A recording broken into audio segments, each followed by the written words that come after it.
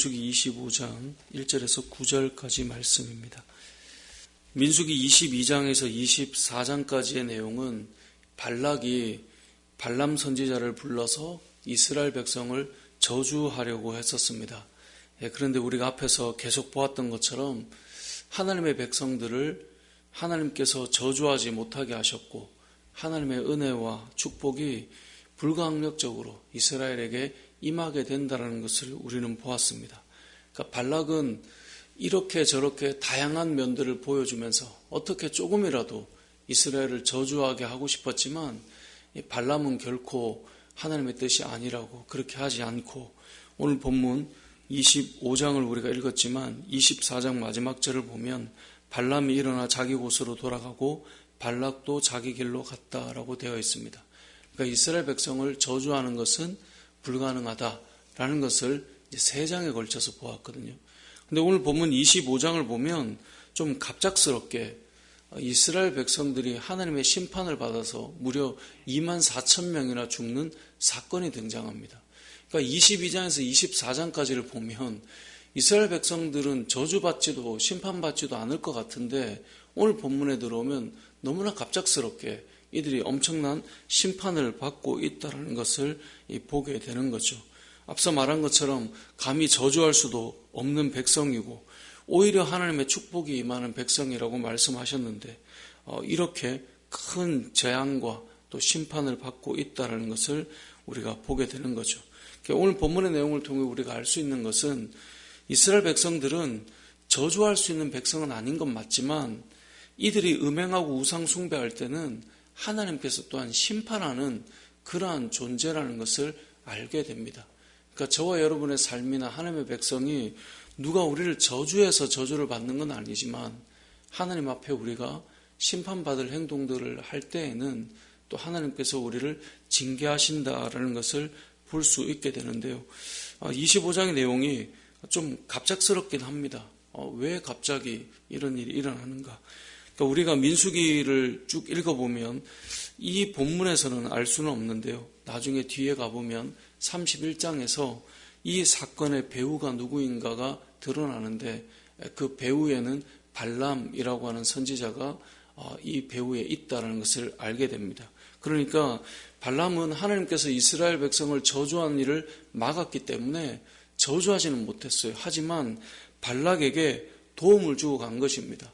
이스라엘 백성들이 어떻게 하면 심판받고 무너질 수 있게 되는가 그것을 알려주게 되는데 그게 뭐냐면 모압 여자들을 통해 성적으로 유혹하여서 음행하고 또 그렇게 하다 보면 모압 신을 따르게 될 것이다 라는 것을 알려주게 된 것이죠. 그래서 나중에 31장에 가보면 발람이 이 일 때문에 하나님의 심판을 받고 죽임을 당하는 일이 일어나게 되는데요.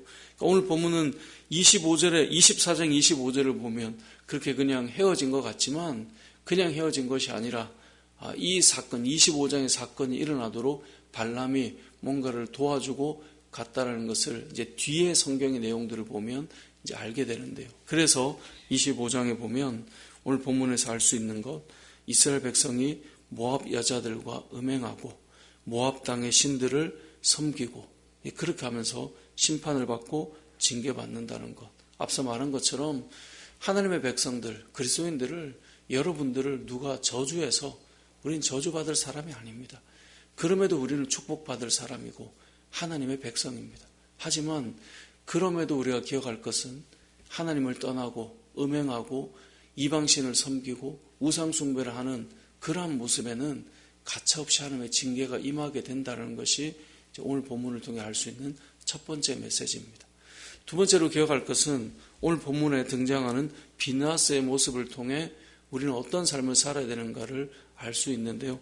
이 비느하스가 했던 일 때문에 이스라엘 백성들이 지금 이 죄로 인해서 무려 전염병으로 24,000명이나 죽었다라고 9절에서 말씀하고 있어요. 근데 이 전염병이 왜 그치게 되는가? 바로 이 비느하스라고 하는 사람 때문에 그렇습니다. 7절 이하의 말씀에 보면 이 회중 속에 한 남자가 한 여인을 이끌고 막사로 들어가서 음행하는 사건이 나오는데요. 이 모습을 본 비느하스는 7절에 보면 일어나 손에 창을 들고 그들을 따라 들어갑니다. 그러니까 비나스가 창을 들고 들어가서 어떻게 합니까? 이 남녀를 창으로 꿰뚫어서 죽여버립니다.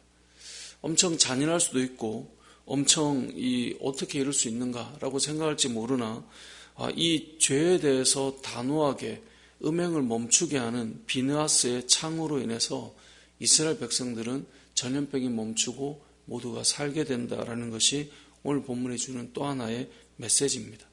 오늘 본문이 우리에게 알려주는 말씀은 무엇일까요?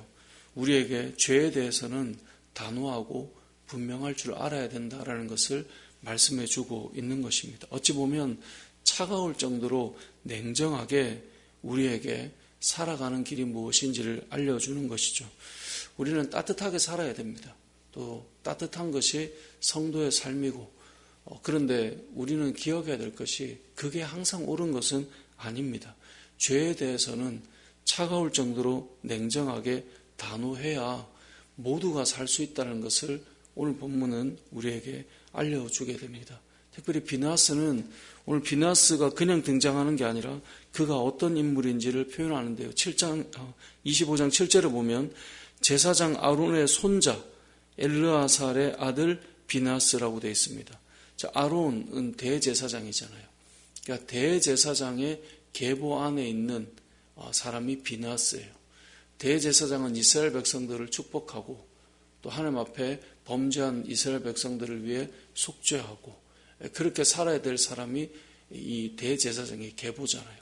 그 계보에 있는 비나스라면 어떻게 해야 된다는 거예요? 죄에 대해서 단호할 수 있어야 된다는 거예요.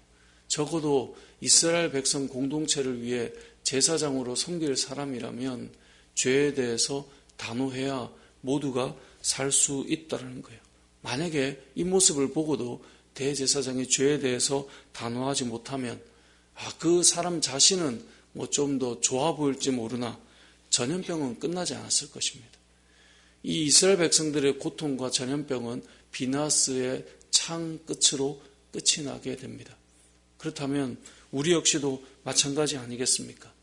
어찌 보면 잔인해 보이지만 그 음행 가운데 있는 두 사람을 죽임으로 이스라엘 전체가 그 죄에 대한 값을 치르는 것으로부터 끝이 나고 살게 된다는 거죠.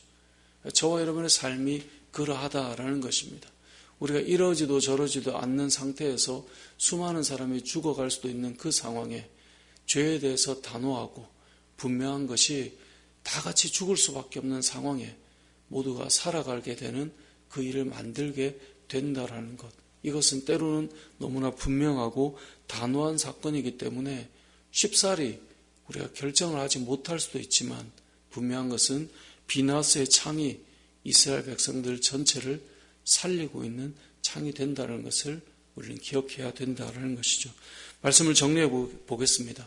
오늘 본문의 내용은 두 가지를 담고 있습니다. 첫 번째는 이스라엘 백성들을 저주하기 위해서 애썼지만 무려 3장에 걸쳐 우리가 말씀을 보아왔던 것은 저주할 수 있는 존재가 아니라는 것. 하나님이 택하셨으니까.